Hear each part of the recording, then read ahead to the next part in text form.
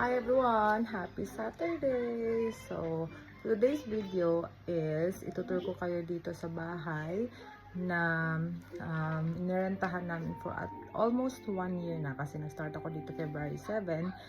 In 2 days time or 3 days time kasi 25 na kami lilipat and 22 na ngayon is lilipat na kami. So, thank you Lord sa bahay na to na pinagstayhan namin. His provision is really on time. Hindi kami na-delay ng pagbayad ng renta and all the bills, and praise God talaga. So, ituturo ko kayo guys, and as a memory na din sa aming first bahay na nirentahan dito sa UK. So, ayan yung labas guys ng bahay. Parang ganyan yung itsura niya sa labas. Brown yung pintura. So, pagpasok niyo, yan. Open na siya. And then, ito sala na. As you can see, ang daming karton. Kasi nga, lilipat na kami. Sa likod, ito yung mga sapatos. Ito yung sofa na binili namin sa charity. Pero hindi namin siya madadala. Si Adriel, bagong ligo. Nanonood ng Bluey. Is that Bluey? No. Is that Bluey? So, ito yung sala mismo. Then, doon ako nag-makeup pag umaalis ako. Sobrang kalat. So, yung mga maleta namin. Tapos, merong space dito.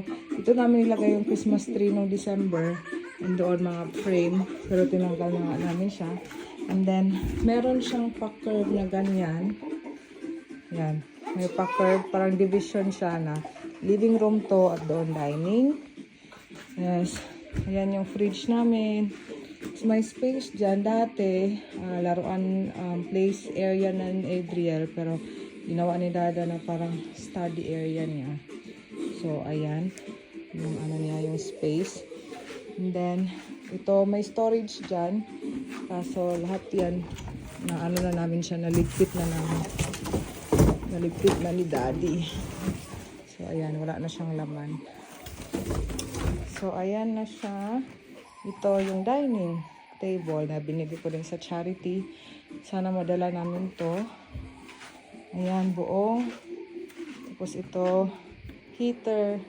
Then yan, going up na yan sa taas. So, yan yung itsura niya. Pagpasok niyo dito is kitchen na.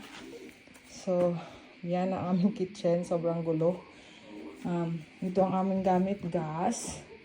And then, may oven na siya. Saan yung kitchen tops. Ayan.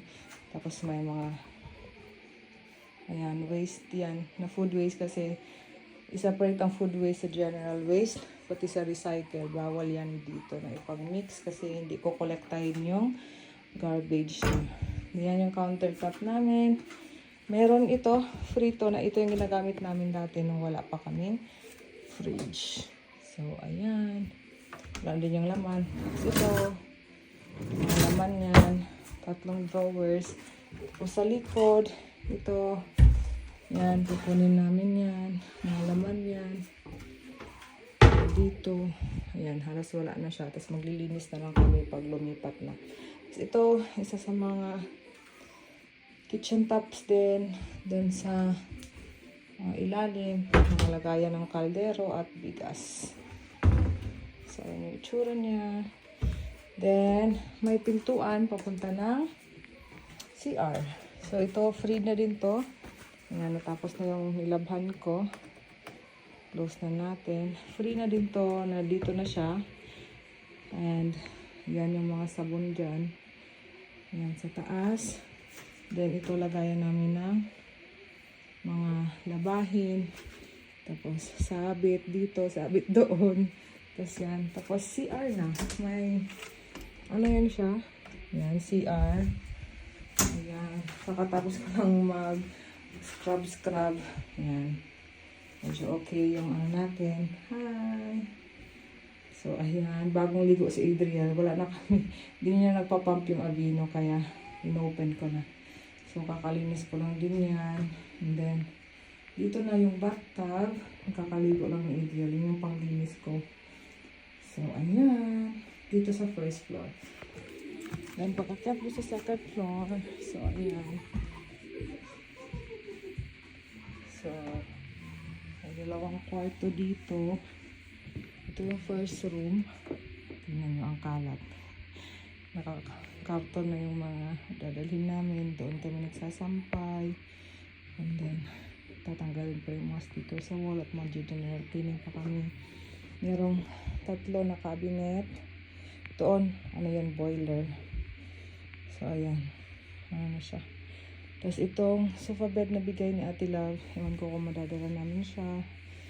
So, ayan, ang kalat niya. Ginawa namin siyang play area ni Adriel. And dito naman, isa kwarto na namin. And natutulog na si Dada. So, ayan guys. Aming unang bahay dito sa UK. Thank you Lord. Kasi, ayun, lilipat na ulit kami. Kasi hindi kami nirenew ng landlord. So, ayan doon sa second room kung saan kami natutulog is may built-in cabinet na rin na dalawa. So, ayan. Ito yung cortina to is nandito na siya.